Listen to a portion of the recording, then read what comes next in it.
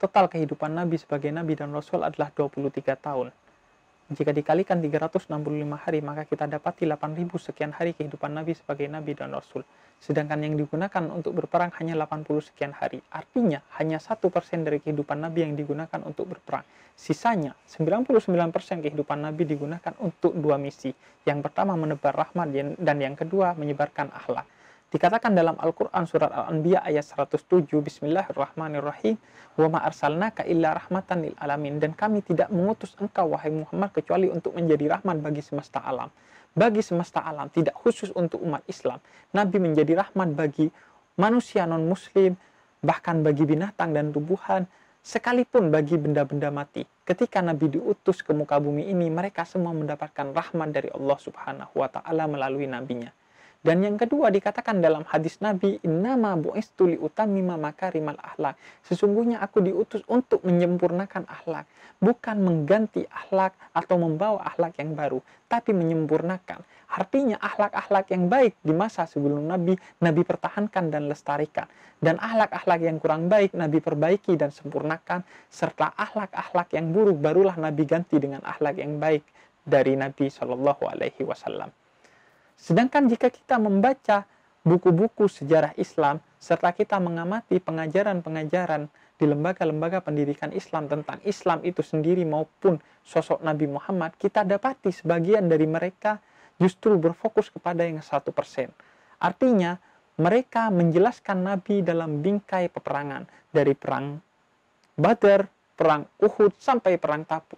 Seolah-olah Islam itu adalah agama pedang, dan Nabi itu adalah pribadi yang menggemari peperangan. Padahal, peperangan dalam Islam bukanlah sesuatu yang mutlak. Ia bersifat muqayyad, insidentil, yakni dibatasi dan dikaitkan dengan sebab-sebab tertentu yang mengikat dia secara mutlak. Jika sebab itu tidak ada, maka tidak diperbolehkan bagi kita berperang. Maka kita dapati prinsip-prinsip, syarat-syarat, serta etika-etika dalam Islam. Prinsip pertama dalam perang Islam yaitu bahwa izin perang dalam Islam adalah hak prerogatif Allah.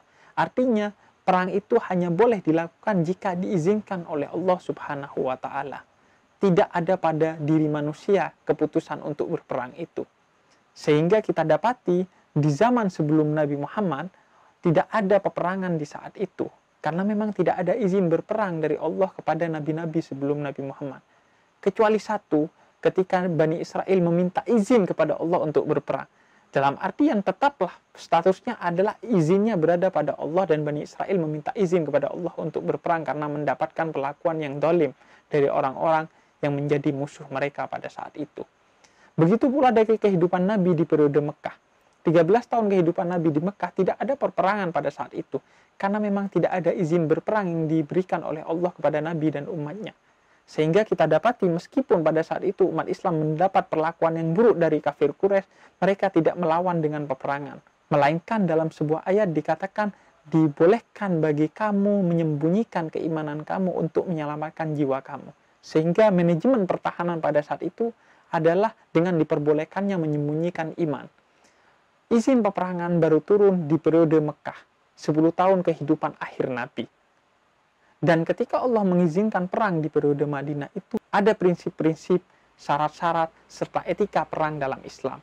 Kita dapati prinsip, syarat, dan etika itu dalam surat Al-Baqarah ayat 190.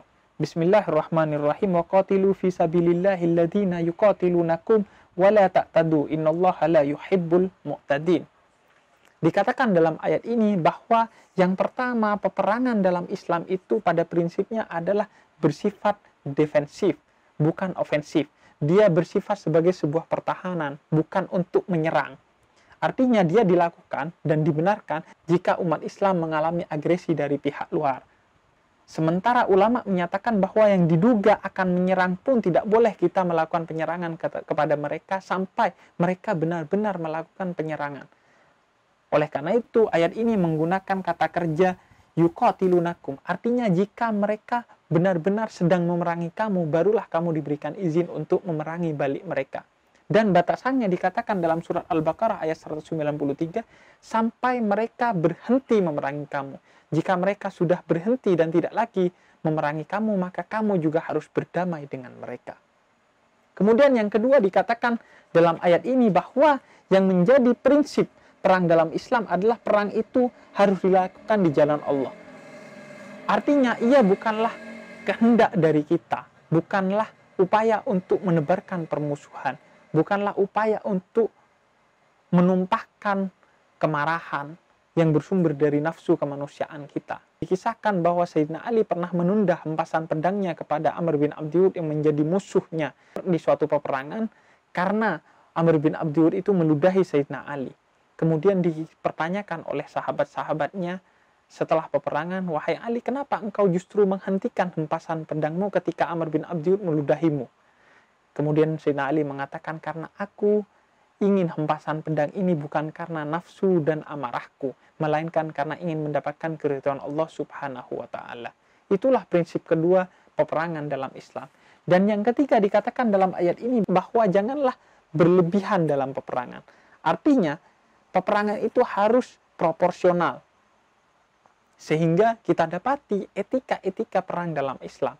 Yang pertama, dalam beberapa hadis dikatakan bahwa peperangan harus diawali dengan persiapan.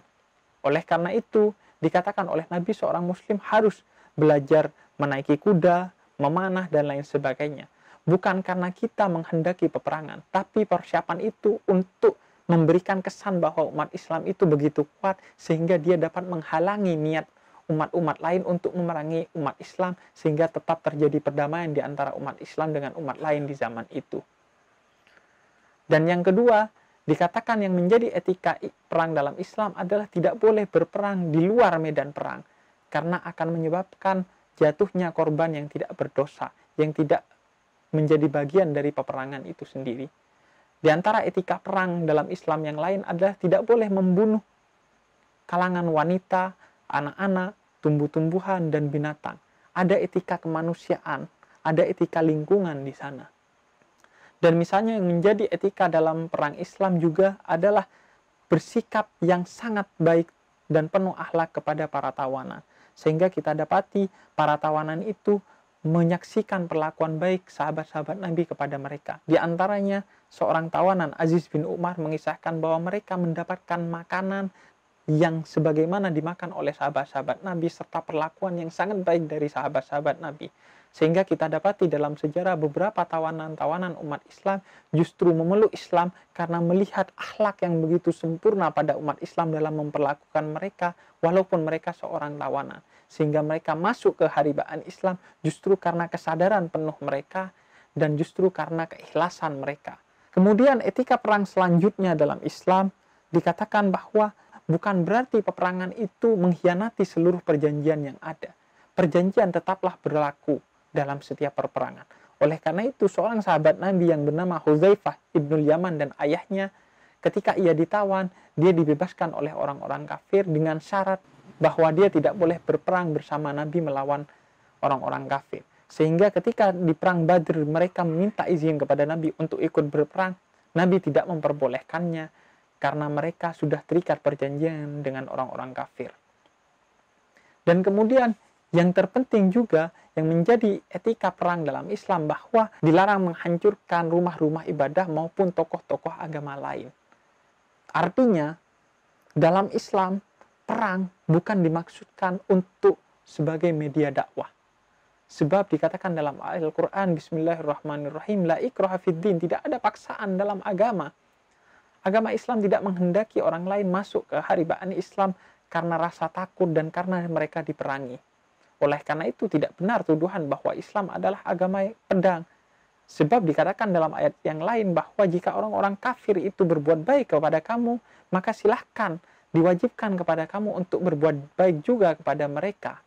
Oleh karena itu jika memang perang akan menjadi metode dakwah dalam Islam, maka Rasul tidak melarang umat Islam untuk memerangi tokoh-tokoh agama lain untuk menghancurkan rumah-rumah ibadah umat lain dan membunuh tokoh-tokohnya. Maka, seperti yang saya sedang tulis, kita dapati pada akhirnya meskipun Islam memperbolehkan perang dalam sudut yang sangat sempit dan dicontohkan Nabi hanya dari 1% kehidupannya, namun perang dalam Islam masih berbasiskan pada prinsip-prinsip kemanusiaan, Dikatakan dalam Al-Quran surat Al-Baqarah ayat 216, kutiba alaikumul qital wa huwa kurhun lakum. Maka sesungguhnya peperangan adalah sesuatu yang dibenci oleh seluruh umat manusia. Sehingga dikatakan kutiba alaikum, diwajibkan atas kamu.